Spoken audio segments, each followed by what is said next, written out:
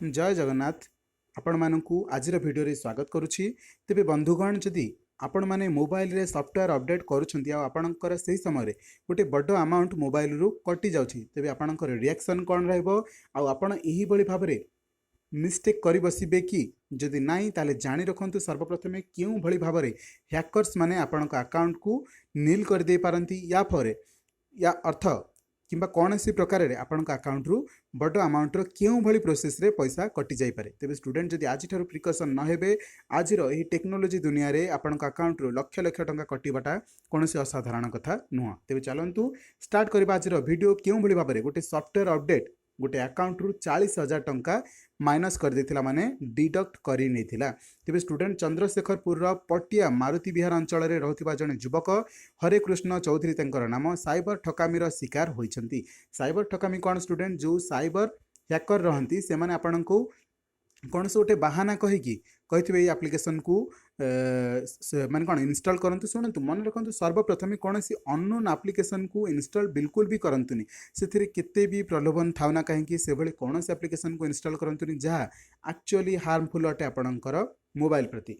तो प्रथम कनसर्न है आपण मैंने कौन सी प्रकार अन्य आप्लिकेसन को इनस्टॉल करेंगे जेपर्यंत से वेरीफाइड आप्लिकेसन नुहति। तापर कौन है साइबर ठक बैंक अकाउंट रु 40,000 टंका लुटि नहीं।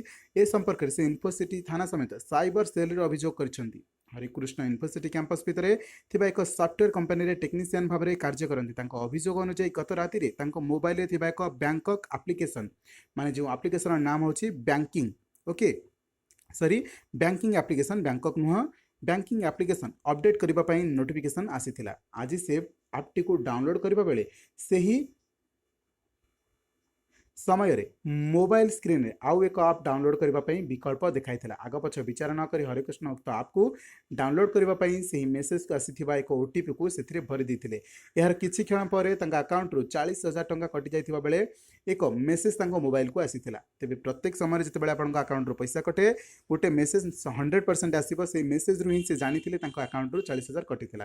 तेबे ए संपर्क रे अभियोग हेबा परे पुलिस तदंत आरंभ करछि। हरिकृष्ण अकाउंट रु टंका केउ अकाउंट को जाइछि से नहीं पुलिस खोलताड़ आरंभ कर स्टूडेंट पैसा तो मिल जाव किंतु स्टूडेंट जदि गोटे अजना अशिक्षित लोक कौन सी अननोन आप्लिकेसन को डाउनलोड कर दिए छोट पिला माने भी हूँ ना कहीं जदि आपण मैंने पिला आप्लिकेसन डाउनलोड करने को परमिशन दौरान ताले कोठी ना कोठी एते बड़ मिस्टेक हबारा गोटे साधारण कथा। तेज स्टूडेंट कि आपण मैंने स्टूडेंट हूँ कि कौन से रेस्पॉन्सिबल पर्सन हूँ कि गोटे हाईली एजुकेटेड पर्सन हूँ तो ये आपण गोटे सतर्क सूचना रहा जदि आपंकर पिला माने मोबाइल धरछंती मोबाइल रे एप्लिकेशन डाउनलोड कर परमिशन को ऑफ करंतु। तापर कौन से अननोन एप्लिकेशन को कौन से अदर वेबसाइट रु बिल्कुल भी डाउनलोड करंतुनी। सबुठ बड़ कथा है कौन से भी ओटीपी आपण भरिबा को काहाकू भी सुजोग दियंतुनी।